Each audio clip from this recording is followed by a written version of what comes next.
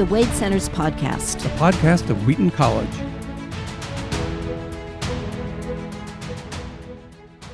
Welcome to the Wade Center podcast. This is Galadriel, and I am joined by Elrond, and is it Gimli or Aragorn? I can't quite see. I'm gonna go with Aragorn, please.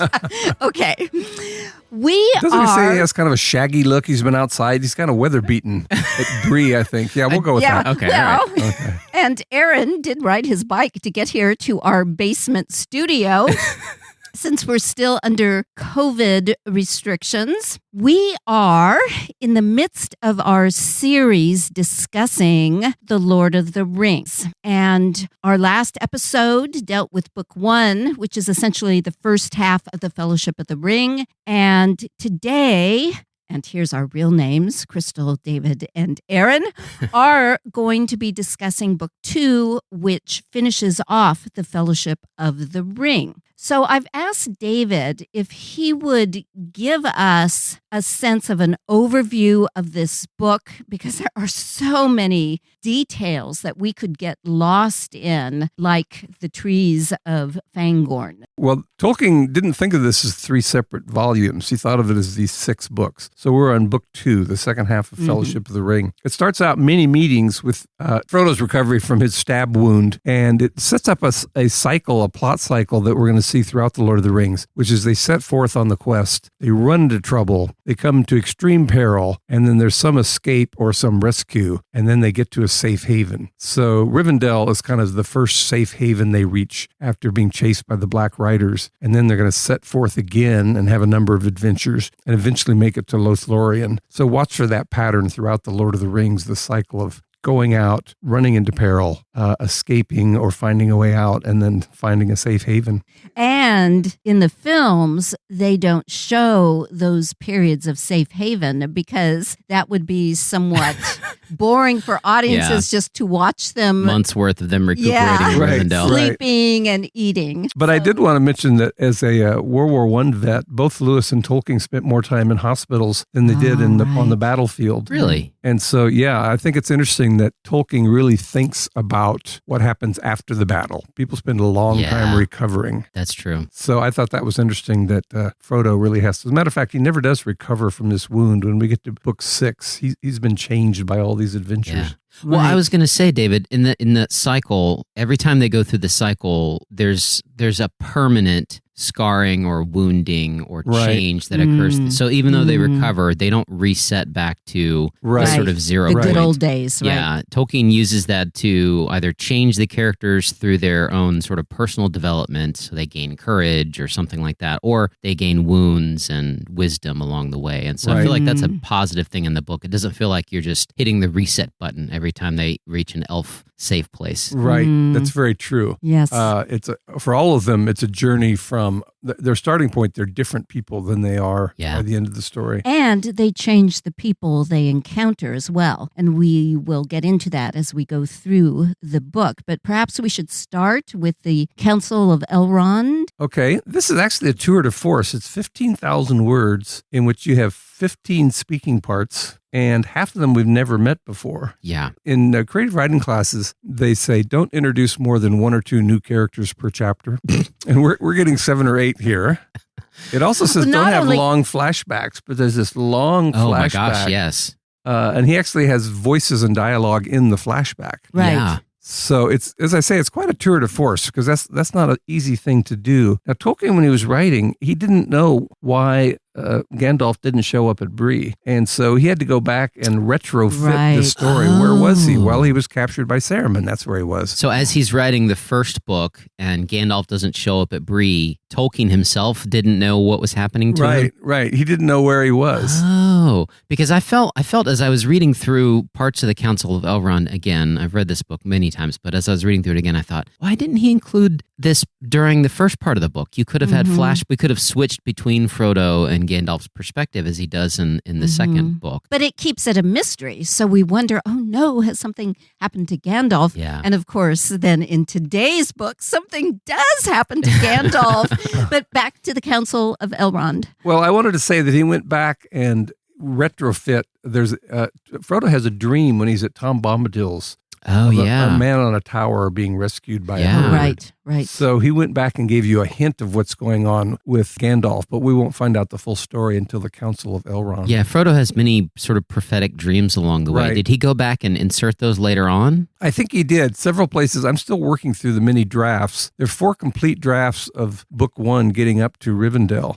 And the whole time, Strider is called Trotter, and he's a hobbit. Wow. And it's not until they started going over the mountains, and he couldn't imagine the great Aragorn having to ride on a pony because he's too short to make his way through the snow. So it wasn't until they got to the snows that he decided that Aragorn would have to be a big, tall, strong man like Boromir rather than and a he hobbit. he makes a really big deal about the snow and it being too tall for the hobbits and Right. then the men Right. pushing through the snow. Right. Almost like they had to swim. Boromir is swimming Right. through And they the couldn't snow. have done it without the men. That's very interesting. But that's after we got to get back to the Council of Back to the Elron. Council of Elron. It's so hard not to make the connections. And of course, this is why Tolkien is such a artistic writer, because he is weaving this web that connects things in the future with the past, not only in terms of the narration, but in his textual construction itself. I was going to say. So that's why we keep jumping back and forth, because Tolkien is doing it as well. He does that all the time. You know, it's like, let's stop and have a song and we'll hear us, this old tale and we'll skip ahead. Yes. So there's plenty of that in the book itself. So. Right. Well, I'm looking at the Eddas and a book called Heimskringla, which is a Norse source, and they often break into song, and they have swords that have names, and if someone gets killed by fire is called Halvor's Bane. So a lot of this, he's picking up interesting Nordic elements. Explain what the Eddas are to our audience. audience. The Eddas are, there's Prose Eddas and Poetic Eddas, which are old tales and legends based on Norse mythology, written by a guy named Snorri Sturluson. And those of you who have a child coming, thinking about naming him Snorri. So he's taking a lot of these tales and reweaving relatives. them. My grandparents emigrated from Sweden. I had relatives who had names that sounded like that. So wow. I have a question before we get too far in. Okay. Right, the very second page of the first chapter on many meetings, there's a hint that Gandalf can read minds, and I wanted to ask about that because it's not something that comes up a whole lot later, but he says in the story, he says, "It has not been hard for me to read your mind and memory." He's talking about Frodo when he was sleeping. So there seems to be hints some places of powers and things that Gandalf knows as you go throughout the story. And sometimes Tolkien returns to them and sometimes he doesn't. And I just wanted to ask about that because I had not remembered him saying anything about reading people's minds, but he seems to have a knowledge of things throughout the story. Have you come across anything like that in your research, David? I don't think it's a major factor because he certainly didn't understand what Saruman was up to. Yeah. He fell for the ploy of going to Saruman and becoming his captive. Yeah. I hadn't thought of that as a motif. No, I don't think. And he wonders things himself when the Watcher of the Water is outside the Mines of Moria. Yeah. He wonders why it grabbed onto Frodo. Yeah. But he doesn't really know why. yeah. Well, and I Galadriel seems to have some insight into people's minds as well. But it seems to be that kind of thing that Tolkien mentions from time to time, but he never really delves very deeply into it. So I just thought it was a random thing for him to include that he can read Frodo's mind while he's sleeping. Right. But we often use that phraseology where we're just talking to someone and say, "Oh, I can read your mind." Mm-hmm. So we know the types of things they're struggling with because we know their personalities. But you're exactly right, Aaron, insofar as Tolkien has this fascination with foresight and vision, whether it's vision of the past, and often using special objects, and we'll get into those objects in future books. But we need to go in order. But you're right, Galadriel gives them visions by looking into a special water. So who do we meet at the Council of Elron? Well, the real surprise for them all is Bilbo, seeing that he is there in Rivendell. And then that gets us back to reminding us of this motif of the incredible power and temptation of the ring. And this book will elaborate on that temptation. So Bilbo just wants to touch it once again. Yeah. And he, though, also is the one who gives Frodo this special mail shirt that we discover later on, why it's so significant and deflects all weapons. Mithril. Yeah. Yes. Magic metal. It means shining silver in Elvish. So we meet Bilbo. Yes, he meets Bilbo, but Elrond is the person who explicitly says, and of course he's presented as an incredibly wise leader of the elves, and he is the one who says the ring must be destroyed. And so he sets then the group of 9 and puts that group together to go on this quest. And usually we think of quests as being finding something, but instead this quest is to destroy something. It's one of Tolkien's most original motifs, the 9 walkers. The 9 walkers, They yeah, match because the they 9 aren't all riders. people. That's They're right. hobbits and elves and dwarves and wizard. I was going to say, we also meet Boromir, and it's an original yes. concept of Tolkien's. That this is something that needs to be destroyed. It's not a precious object, and it's not a talisman that can be used for good or evil, the way a sword might be. Mm-hmm. It's intrinsically evil, and Boromir never gets that. He keeps saying at the council, why don't we just take it and use it for ourselves? Yeah. And they say, no, this contains the spirit of Sauron. This is evil. It's the power to dominate. And it kind of sets up Boromir as a foil to Aragorn. In literature, a foil is a character who's somewhat similar, but by way of contrast, it sharpens your characterization of the main protagonist. And Boromir is big and brave. He's from Gondor, the city which has been fighting Sauron directly and the orcs. But he doesn't have Aragorn's character. He keeps wanting to use the ring, and this is going to be his downfall. But understandable. And that's what I really like about this. Tolkien just doesn't turn it into obvious good, obvious evil, because Boromir convinces himself, well, just think of how the power from this ring could help us destroy our enemies. Why destroy something that can help us win these wars? Right. And but he's the son of a steward, which means that he's not the rightful king of Gondor. We'll find out later that Aragorn is the rightful king of Gondor. And he just keeps emphasizing he's a little bit shorter than Aragorn.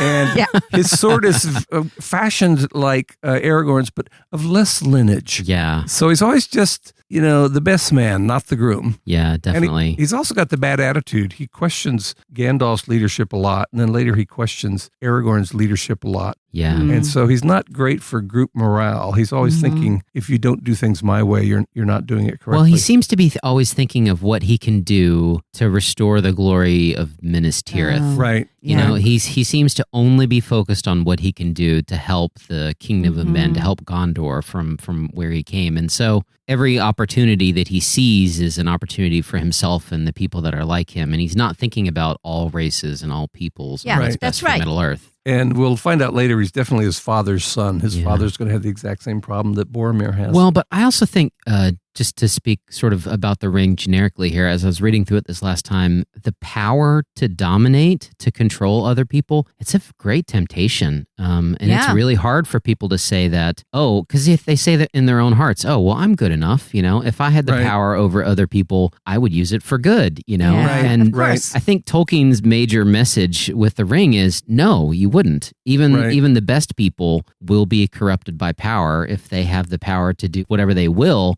eventually use it for evil. It will corrupt you. Right. And the great Tolkien scholar Tom Shippey says that that's an unusual insight for Tolkien. He tended to go with medieval and Anglo-Saxon ways of looking at things. And they tended to see power as something you could use for good or evil. But the idea that power corrupts and absolute power corrupts absolutely is a more modern idea. Lord Acton said that. Yeah. And Shippey says it's interesting that he imports a more modern suspicion of power into the story. Yeah. Even though the rest of the context is much more like the medieval worldview. Yeah, and this doubleness that he's giving Boromir, he then even inserts in conversation with Elrond and the council, where Tolkien is getting us aware that there are these two sides of an issue. So Gimli, the dwarf, says to Elrond, "Faithless is he that says farewell when the road darkens." But Elrond responds, "Maybe, but let him not vow to walk in the dark who has not seen the nightfall." There's two sides to the issue. And then it goes on. And Gimli responds, "Yet sworn word may strengthen quaking heart, or break it," said Elrond. "Look not too far ahead." So it's like Elrond is this wise person saying that this can't be broken down into simplistic categories of good versus evil. Yeah. I think that's an important passage because Elrond says you do not know the strength of your own hearts. Yes. And what's going on there in Anglo-Saxon and Nordic legends, they have a proverb contest. Sometimes a lot of proverbs contradict each other. So you say, yes, haste makes waste versus look before you leap. Oh, okay. And often you can go back and forth with contradictory proverbs. Gotcha. Right. And so but there's a major theme here, which is measuring your own courage. Every single character has a moment, I think, except for perhaps Gandalf and Aragorn, where they're really fainting with fear, including Gimli. Tolkien said about his World War I experiences, "I had too much imagination and not enough courage."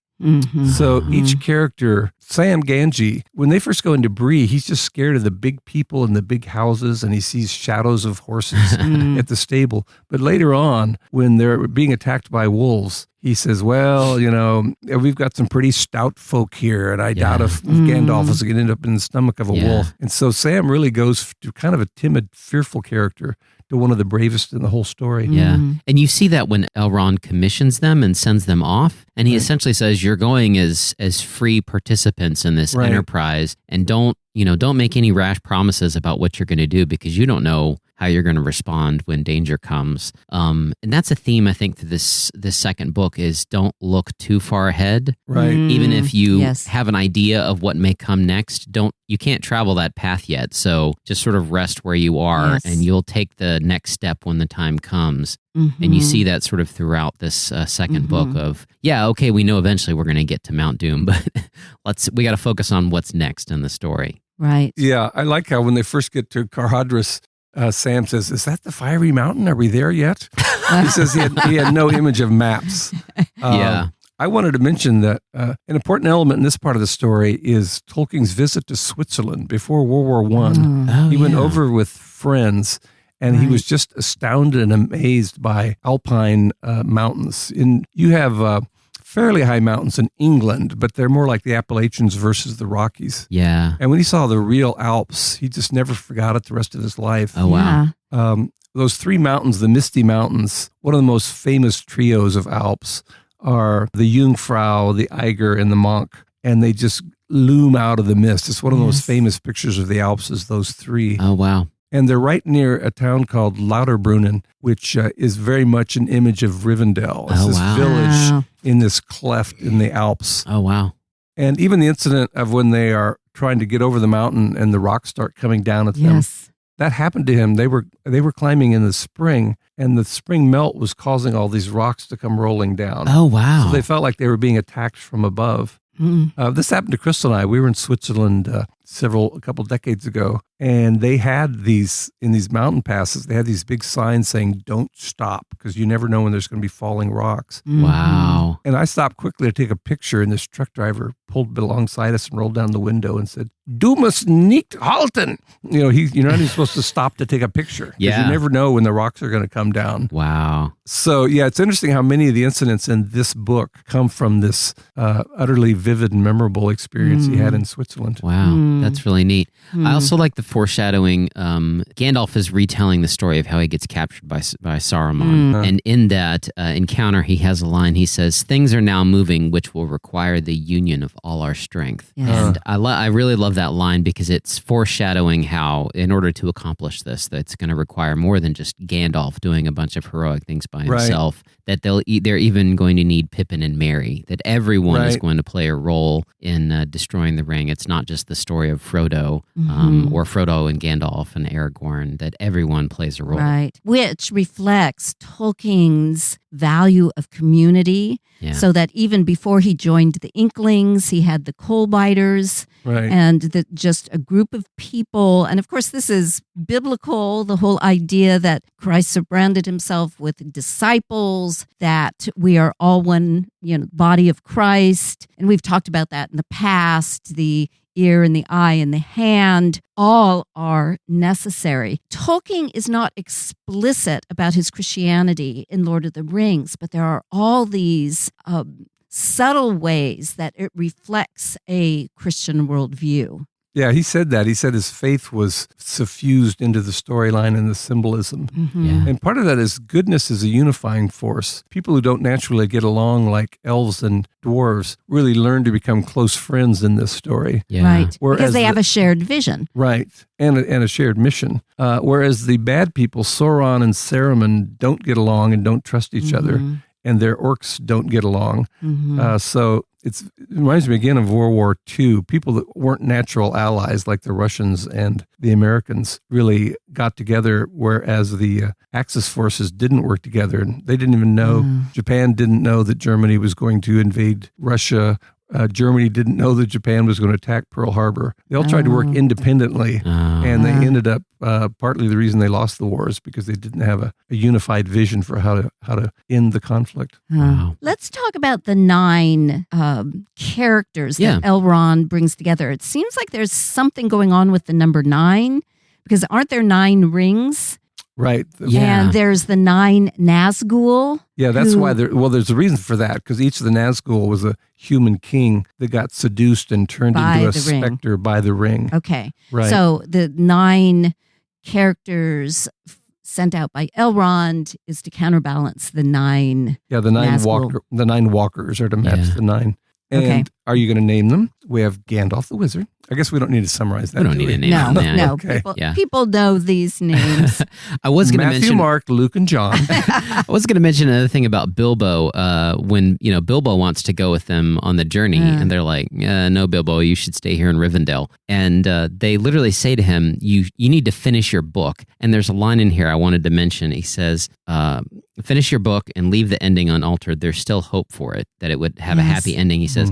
But get ready to write a sequel when they come back. And I felt like that was a little... Tolkien is Bilbo. I know, right? I felt like that was a little bit of a autobiography sort of sneaking through. It's like, they're going to come back after you write The Hobbit and asking for a sequel. And in fact, one of the next major crises that happens after they leave Rivendell and they go through their journeys. And of course, many adventures happen along the way. And Frodo learns that when he puts on the ring, he becomes invisible to his companions, but he becomes visible to the Dark Riders, the Nazgul. Yeah. And so the temptation of the ring is temptation towards evil, and that's reinforced where he could be seen by the more evil characters. But in terms of the book, when they go into the Mines of Moria, are we ready for the Mines of Moria? The ring has to go south first, right? Right. You got to leave Rivendell. Okay. I wanted to mention the birds. They leave Rivendell. I thought it was funny when Sam says to Bill the pony, he says, "Bill, you shouldn't have come. You could have stayed here and had the best hay until the new spring grass." And he says, Bill swished his tail and said nothing. I loved his human. Yeah, and he says earlier, the animal can nearly talk. Right. And there's this idea that having been in Rivendell, that there's something about it that actually makes him he's almost there. Bill can almost talk. Right. Yeah. And it says he was the only one who wasn't depressed when they started on their journey. Because he's having a much more interesting life than he ever had before in Bree. Yeah. Well, so they head south. They have a difficult time. He does say they're traveling at night. Beautiful descriptions of terrain and weather and sunrises and sunsets.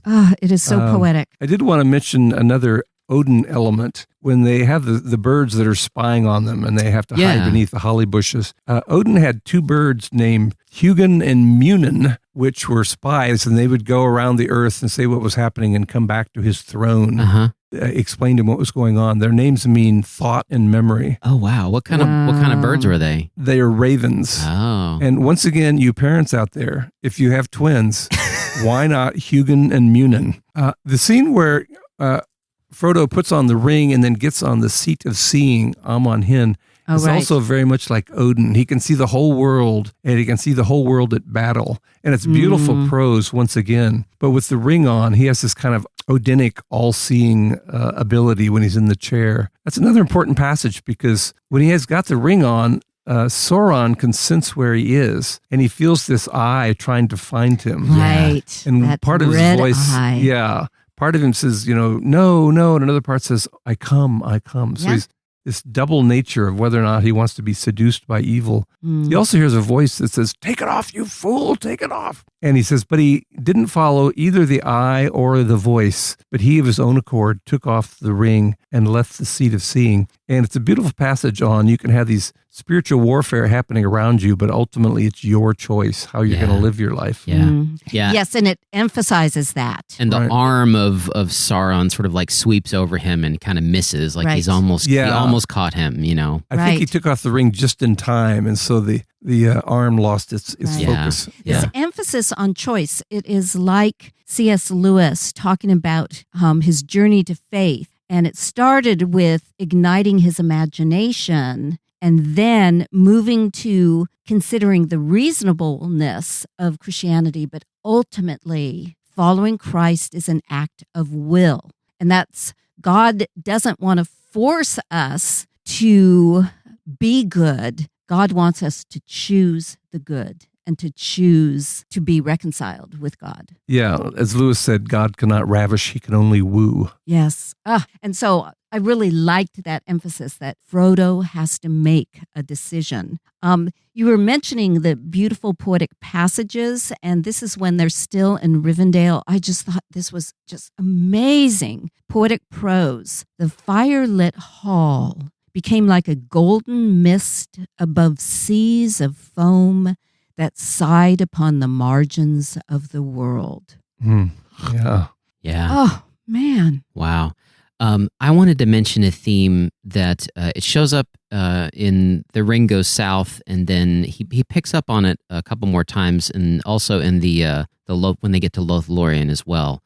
But he describes in Rivendell what I feel like is Tolkien's sort of vision of sanctified living, where you're living in harmony with the land. And it reminded me a lot of Leaf by Nigel when he's in purgatory and he is sanctified before he leaves. And it says, such was the virtue of the land of Rivendell that soon all fear and anxiety was lifted from their minds. The future, good or ill, was not forgotten, but ceased to have any power over the present. Health and hope grew strong in them, and they were content with each good day as it came, taking pleasure in every meal and in every word and song. And there's this implication that that's what it looks like to be sanctified, is you're not, foolish and ignorant of what's going on or what you have next to do, but you're able to enjoy each moment. It's a ecstatic living.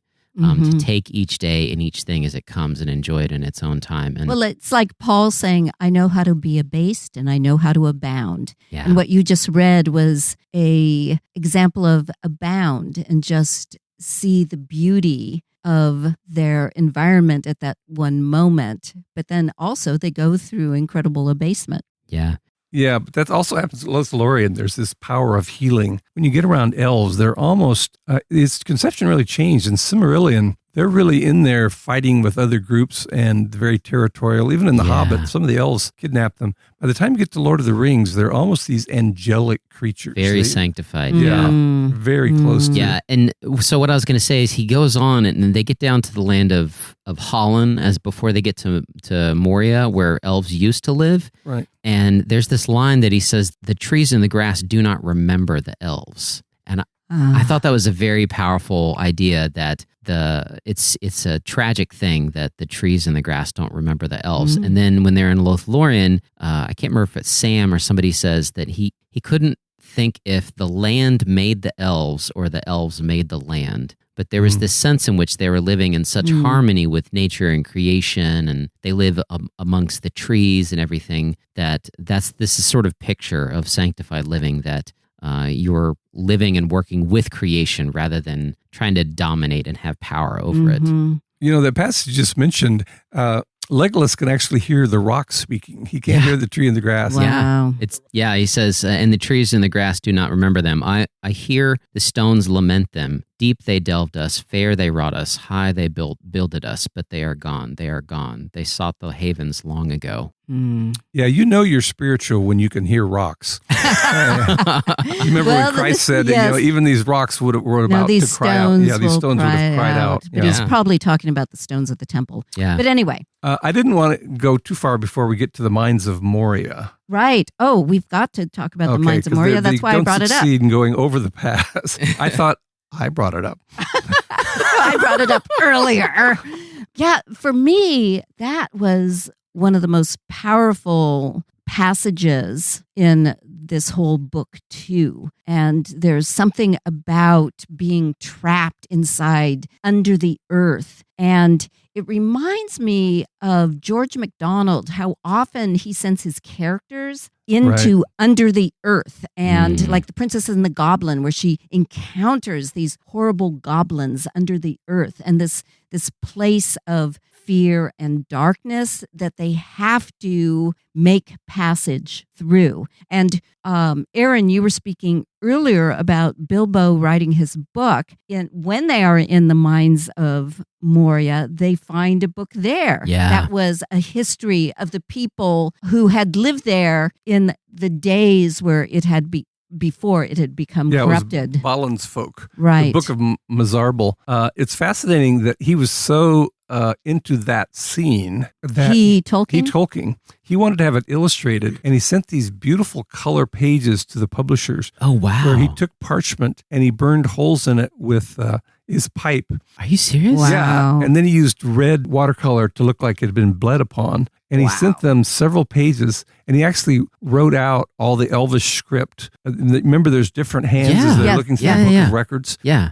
And he actually wrote some in a certain script, and then a different hand came along. He did a beautiful job illustrating the book of records. Wow. I always wonder what happened to it, because Gandalf says to Gimli, well, you'll probably want to save this. I always go, where do you stick this book of records? Do you have a little coat pocket? Or yeah, definitely. Backpack? Yeah. So what happened to Tolkien's drawings?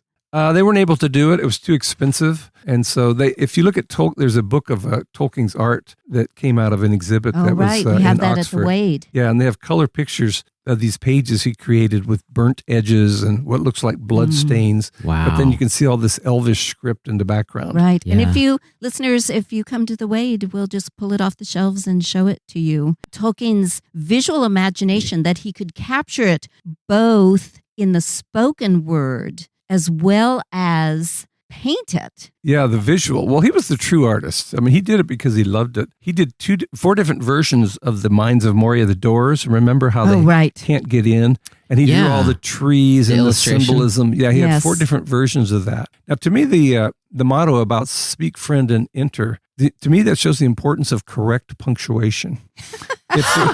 If the word friend had been set in quotation marks, they would have said, okay, let's come up with some words for friend. Yeah. But it's not in quotation marks, so they almost get eaten by wolves because they can't interpret the motto.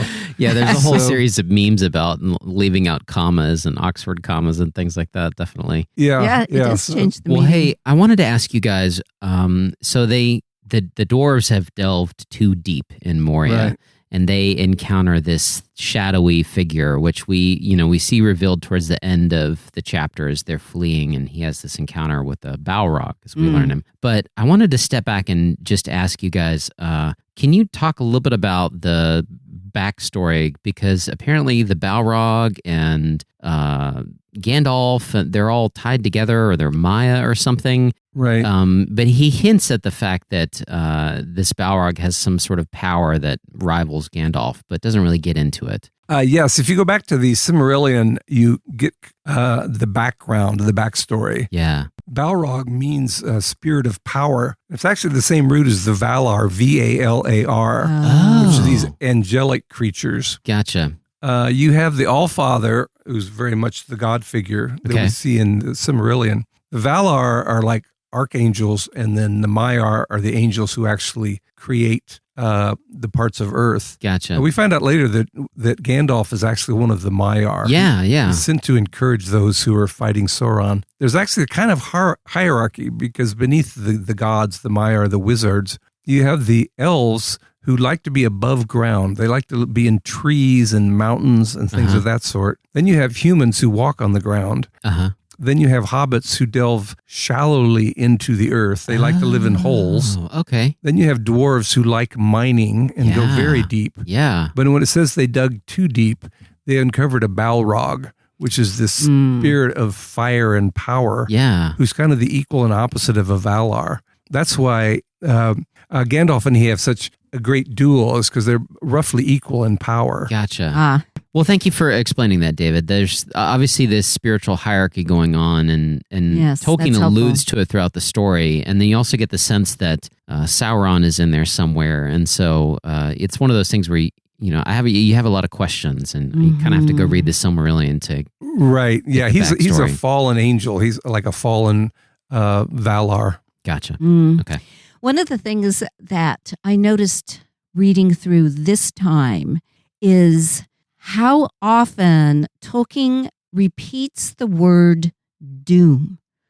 Because as the orcs are advancing and chasing them through these darkened chambers in the mines of Moria, it has the sound of drums, but rather than boom, boom, Tolkien uses doom. Yeah, right. Doom.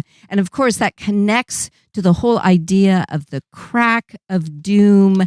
Is this, and it can't help but put in the reader's mind, is this their ultimate doom? Doom. And even the word doom is double. We've been talking about this double view of the ring. Oh, this power could be used for good. No, the power will tempt you to evil. And that passage we read about two ways in this conversation between Elrond and Gimli, two ways to look at grappling with the darkness. Because, as Tolkien well knew, the word doom in the Anglo-Saxon was originally a positive term. Really? A doom is just something you deem. It means a law or decree or judgment. So the Doomsday Book, which was written in 1178, was basically based on a survey of England after the Norman conquest, and they wanted to set up divisions and survey the land, and that's just what they deemed was where different people should live. That was their doom. Get out of town. I never knew that. Yeah, the Doomsday Book isn't about some horrible fate. Right. It's basically a survey of everybody's fiefs and all their lands and villages. It's just the decree.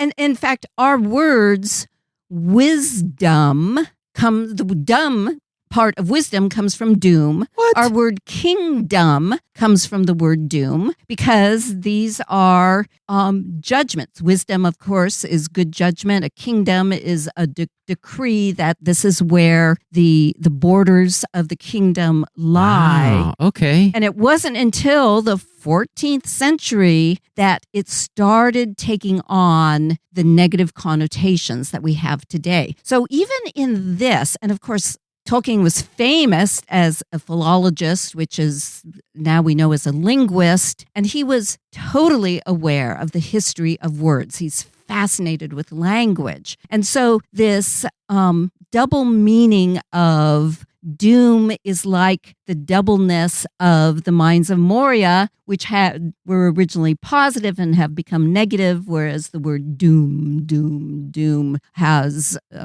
was originally positive and now is negative. Well, So- he's playing with that, because there's a phrase where somebody says, "This is the doom that we must deem." Yeah, I was about to Right. read that, David. Yeah, I was going to say, yeah. he Good. says that actually in the book. He says, what shall we do with the ring? The least of rings, the trifle that Sauron fancies, that is the doom that we must deem. Yeah.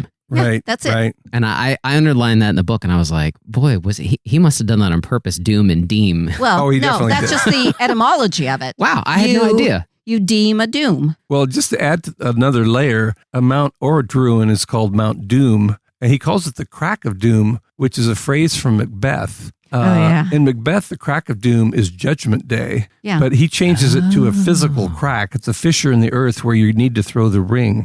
So he's playing around with some Macbeth in several places Yeah. in this story. Earlier when they were at Bree, they talked about Aragorn feeling fair but looking foul. Yeah. And that goes back to the famous of line of course. the witches in Macbeth. They talk about Fair is fair and foul. Yeah, That and was the fair. bridge where the encounter happens with the Balrog is the bridge Yeah. of Khazad-dûm. Wow, I hadn't made that connection because basically Macbeth is something of an inspiration for Boromir because he was this respected warrior who gets tempted for power like Boromir does. Yeah, I think that was Tolkien's favorite Shakespeare play because it is about that world it's almost this Anglo-Saxon world with thanes and kings. There's another line when he tells the hobbits, you need to be made of sterner stuff. And he actually changed that in the draft. He originally had, you need to be made of tougher stuff if you're going to go on this adventure. And he changed it to sterner stuff. So even though he didn't like to consciously echo literature, he actually grabbed a phrase from Macbeth to put into that Oh, scene. wow. Mm. Yeah. Wow. Mm. Well, they get We're out doing of... a deep dive here, folks. No, it's great. This is good stuff. We're like the dwarves in the mines of Moria. Let's just hope we don't go too deep. So Gandalf has the encounter with the Balrog, with Durin's Bane. I wanted to read just a quick portion of that. He says, Gandalf could be seen glimmering in the gloom. He seems small and altogether alone, gray and bent like a wizened tree before the onset of a storm. yeah. Yes. Yeah. Such a good No passage. kidding. And he breaks the bridge, and the Balrog falls in, and they flee outside. And so now eventually they make their way to Lothlorien or to Well, let me Lorien. just even comment on that movement of Gandalf, and this is pretty obvious. It illuminates why people think Gandalf as being a Christ figure, because Gandalf, to save his disciples, as it were, the walkers, he destroys the bridge knowing that there's a good chance that he will sacrifice his life to save others. Yeah. And then he almost literally has a duel with the Satan figure. Yeah, Remember in it is Revelation where he Yeah, throws he goes the dragon down into the earth. And right. Yes. Yeah. And Right. well, we're gonna have to wait and find out what happens to him. I know. There's a clue that he What will happen to Gandalf? Yeah. Find out next. there's a clue that he isn't dead when Frodo was on that seat and a voice said, "Take it off, you fool! Take it off." Gandalf's always calling people fools, so we think he's dead, but we hear a voice, and later on we're going to realize that was Gandalf. I'm sorry for the spoiler alert for you people who've been living on Mars. And David, one of the elves, I think it may be Galadriel, says something about seeing Gandalf's spirit leaving or something like that. And I thought in the book, I don't have it in front of me, but I thought in the book that seemed odd, like maybe there's a little bit of foreshadowing, because Tolkien is constantly foreshadowing in the book. Oh yeah. Right. Things that maybe, that they didn't even pick up in the movie. It's like they mention Moria at the Council of Elron, and you think, oh, something's definitely going to happen there, Mm-hmm. So thanks to Gandalf's sacrifice, the walkers can proceed on their journey, and the next adventure takes them to Lothlorien. Are we ready for Lothlorien? We're ready to go downriver on the Anduin. We find out that Gollum is still following them. We haven't said much about Gollum so but far. there's been hints that he's there the whole time, ever since they left Rivendell. Right. Yeah. Just like one sentence passages, like, did they see some eyes, sneaking, or wasn't there something sneaking? And then they go on because they couldn't really see it. Right. But I noticed reading through it this time that almost every time they perceive him, with the exception of the elves and Lorien, it's Frodo that hears him or sees a pair of eyes. It's because Frodo he gains, and I didn't realize this until I read back through this last time. I guess I wasn't paying attention. There's a lot here. Yeah. But every time he puts on the ring, he gains more power of sight. He has the ability to see things. He can see spiritual things. He can see into people's minds and see the future. But he also, it says he has the ability to see in the dark. And so as they're going through, he can see in the dark better than, like almost any of them except for maybe Gandalf and Gimli or something like that. And he can hear footsteps. Yeah, and he can hear in the footsteps. mind. So his sense of perception becomes sharpened, and he begins to see Gollum along the way. So yeah. But later on, it's Sam that sees him hiding in a log. He says, I saw a log with eyes. And Frodo says, well, the log is all right, but leave out the eyes. But then Frodo admits that he's also seen this. Yeah. And then Aragorn says, oh, so you've been seeing Gollum. So Aragorn was aware the whole time that they're being followed down the river. Yeah. I wish I could find the passage in Moria. He actually describes the different sounds of the characters' footfalls. He'll say the firm tread of Aragorn, the almost indiscernible. It actually goes through each character and describes how they're, sometimes in creative writing class, I will say something like, describe something just in terms of the sounds. Don't give me any visual information. That reminds me when we were doing our Leaf by Niggle podcast, which was 2 episodes ago, to get us started on our conversation about Tolkien. You were talking about how when he went on walking tours with C.S. Lewis and others, that he would just get so caught up in looking at a flower or a tree, and his concentration, it would just immobilize him, kind of like the character Niggle. But I bet as he was just concentrating on a flower or a tree, he's also listening and noticing the subtleties of sound. And he then absorbed that all and then is able to reproduce it in these amazing novels. Oh, yeah. Well, and he has passages where he seems to almost delight in the sounds that he's come up with and the words. Yes. I wanted to mention one of them as we get into Lorien, because it's a transition here. And they get to Lorien, Lothlorien, and they're talking about it. And Legolas is sad that it's winter, even though the leaves are like golden on the roof. I'm like, that sounds like a big, great place to be in winter. Right. But he says, Gimli says, if elves indeed still dwell here in the darkening world. And then Aragorn himself says, indeed, deep in the wood they dwell. And so he keeps coming back to talking about dwelling in the darkening world and deep they dwell. And he keeps repeating that phrase. And so that was very fascinating. But then he has some more foreshadowing about Boromir. And he mentions that you have nothing to fear in Lorien as long as you're not bringing evil with you. Right. And you get that hint, and we get that a lot with Boromir, because Boromir's like, well, I don't want to go into those woods. And they're like, well, there's nothing to be afraid of unless you're bringing evil with you. Right. Which, once again, is foreshadowing that we know. He's, as we said earlier, he's not evil, but he's kind of stubborn about his concept of what they should be doing with the ring. Yeah. So let's talk a little bit about what happens in Lorien. Who do we meet? We meet the different characters. Galadriel. You joked about Galadriel in the beginning. Celeborn is her husband. She's a complex character. Tolkien couldn't figure out what to do with her. Both Tolkien and Lewis really liked a novelist named Rider Haggard, a popular novelist. He wrote a novel called She. And there's a figure who Lewis kind of morphed her into the Queen of Underland, or the White Witch. She actually, remember, the planet was called Charn. This woman has had Ayesha, her name is. She's had her minions kill so many people that the adventurers say it's like a charnel house. So she's beautiful but wicked. Tolkien liked the story as well, but he decided to take this figure in a positive direction. Right. Yeah. She has these telepathic powers, and she's beautiful. And she actually has a pool. You look into the pool to see what's going on. Right. Yeah. But she is tempted, and she admits her temptation by the power of the ring. Yeah. Right. I passed the test. And it is interesting that when she gazes at each of them, she offers them their greatest desire. I thought that was a very interesting thing that Tolkien does in the story, where they each have an opportunity and that this choice is placed before them. Yes. It's choose this fearful journey that you don't know what's going to happen, or what about this greatest desire? And so for Sam, it's, well, instead of, going here, you could go back and have home. this garden and, be safe. And then Boromir doesn't want to reveal what his temptation was. Right.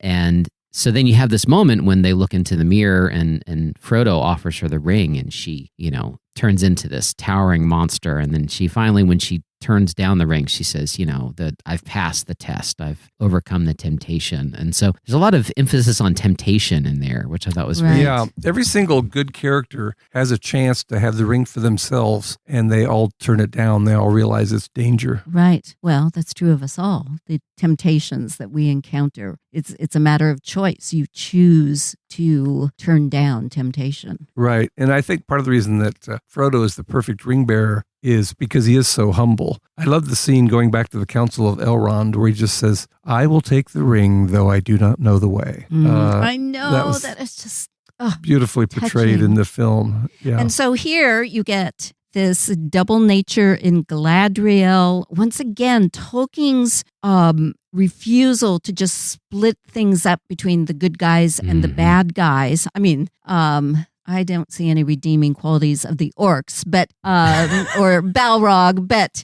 those characters he doesn't go into depth with. But any character whose personality he really explores, it shows the positive and the negative. So here Gimli is almost sanctifying Galadriel, saying all I need from her is a single strand of her hair, and then meanwhile she does seem to kind of be manipulating the walkers, and then must renounce temptation herself. But even the people she lives among, the elves, and I love the fact that they live in trees, so you have to climb these trees, and there's these kind of platforms, which freaks out the hobbits. So Tolkien has this great moment where he said they don't even sleep on the second story of their house if they have a second story. They do not like heights, they live in holes in the ground. And so we're used to thinking, because of Elrond and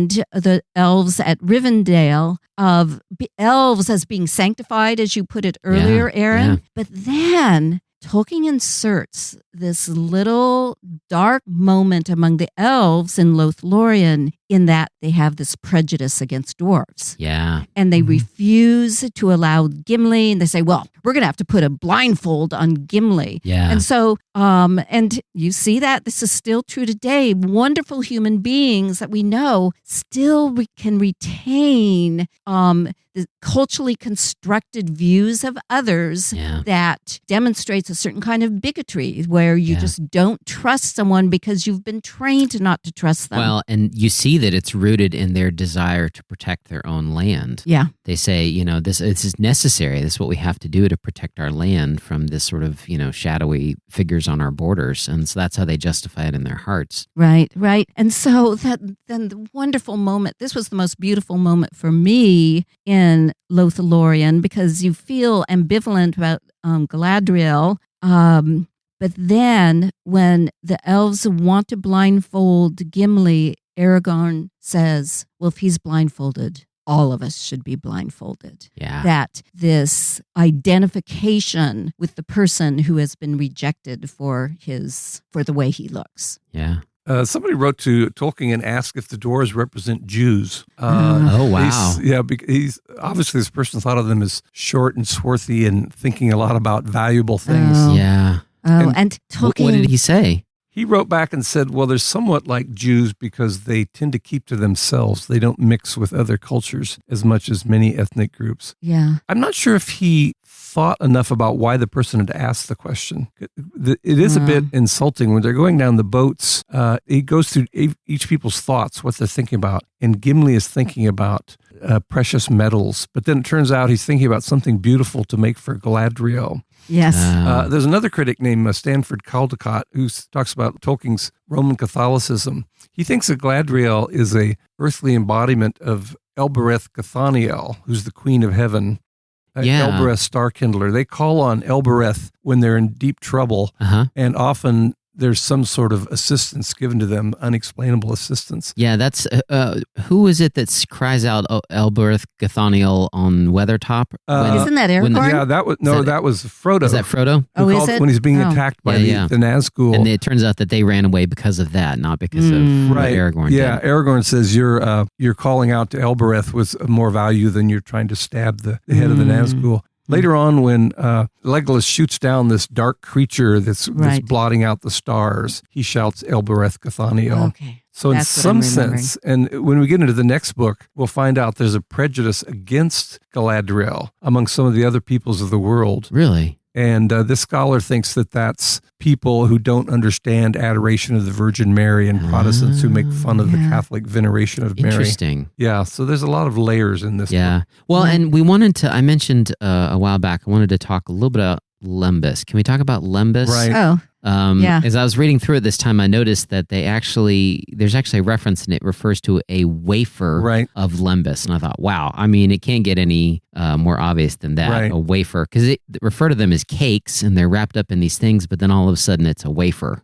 So what's going on there with Lembas? Well, once again, he got a letter from someone and said, is the Lembas bread and the Miravor, the drink they drink on the mountain that gives them all a new sense of fortitude? And someone said, are these like the elements of the Eucharist? And he said, yes, I think there is a similarity. Mm. Sometimes he wouldn't say, this is what I was doing. Someone would write him a letter and say, is there something about the elements of the Eucharist in the Miravor and the Lembas? And he would write back and say, yes, I think you're onto something. I think there is an element. Because they strengthen the will and they give you these, even though they're not that physically fulfilling or nourishing. They give you a kind of spiritual nourishment. Yeah, and there's this, the Lembas represents a gift from Galadriel, and it sort of represents her favor on them. And that favor and those words and those gifts, it's often tied up with communion as well. So it seems like he's drawing a lot on that imagery. Yeah, I never physically, they must have a spiritual power, because I always think of like dried out cornbread wrapped in spinach or leaves or something, and I go, I don't know, I'd have to be pretty hungry before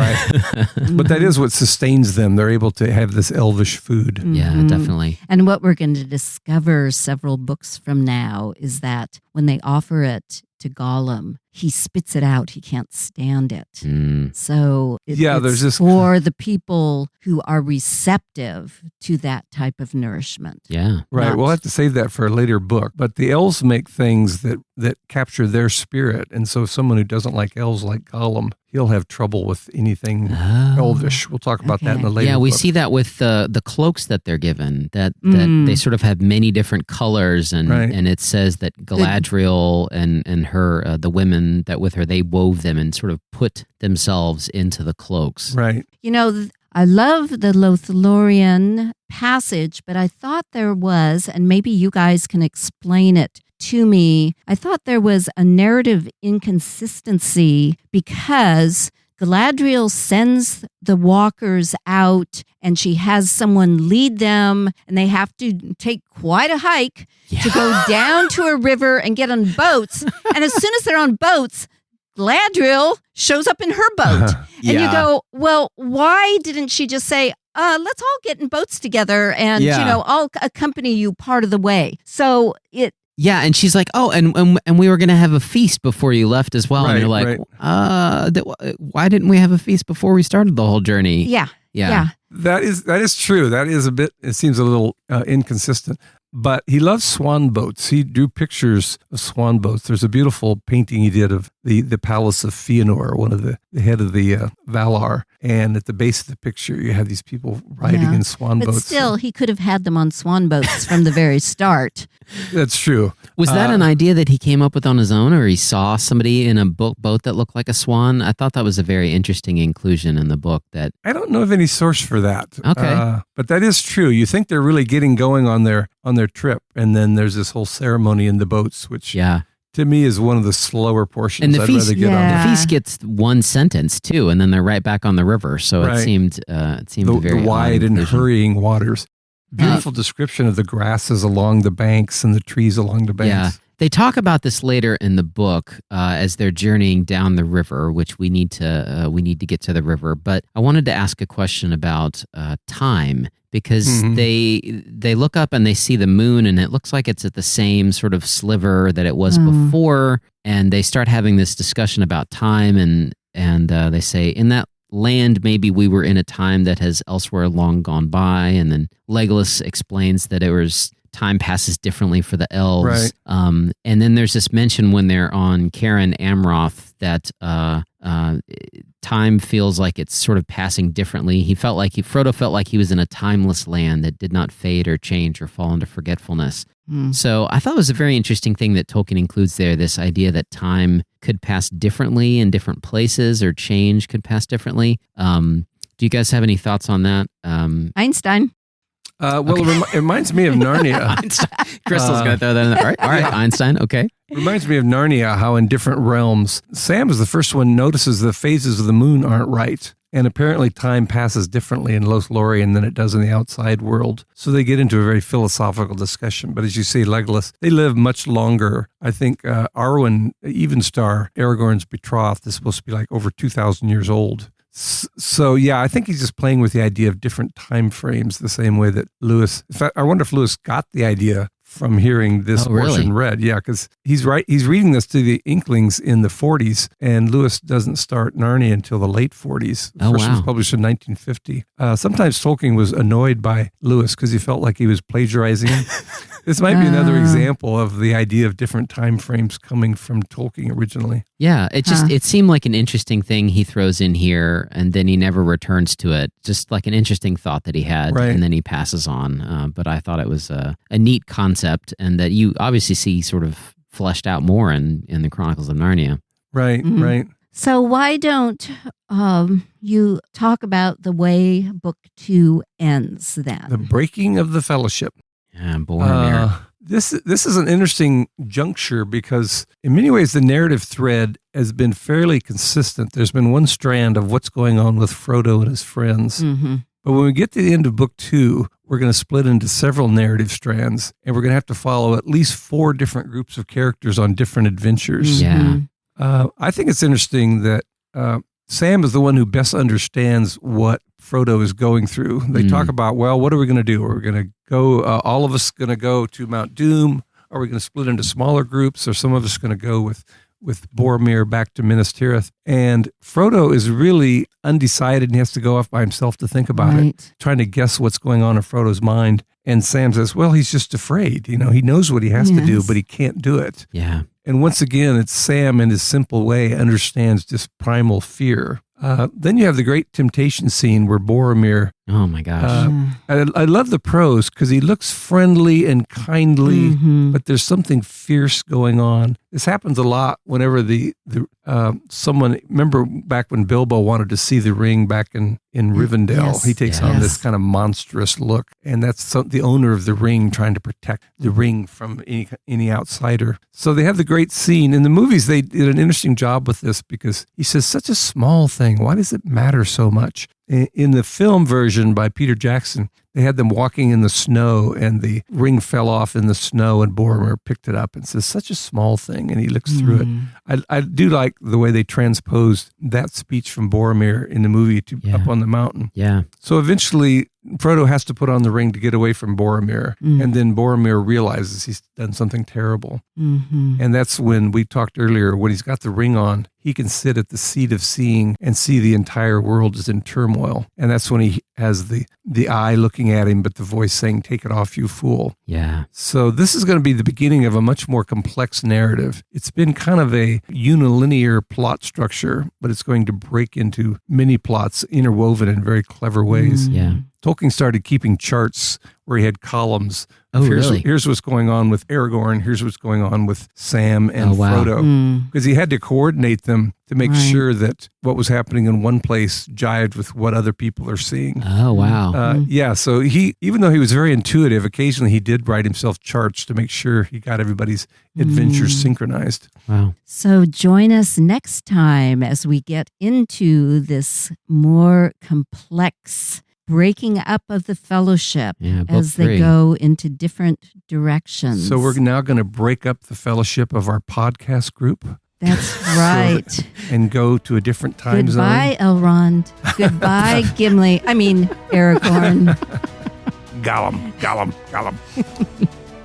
The Wade Center podcast is a production of the Marion E. Wade Center at Wheaton College in Wheaton, Illinois. Our hosts are the co-directors of the Wade Center, Drs. Crystal and David C. Downing. Our episodes are produced and edited by Aaron M. Hill. If you enjoy the podcast and the content we offer, please leave us a review on iTunes, tell your friends, and consider making a donation to the Wade. The Wade Center is entirely self-funded. Financial gifts help support the expert services, vast collections, and varied programming we offer at no cost. If you have questions about the podcast or suggestions suggestions for future episodes, please email us at wade@wheaton.edu or contact us via Facebook, Instagram, and YouTube. To learn more about the Wade Center, our 7 British Christian authors, what we offer, and how to make a donation, visit our website at wheaton.edu/Wade.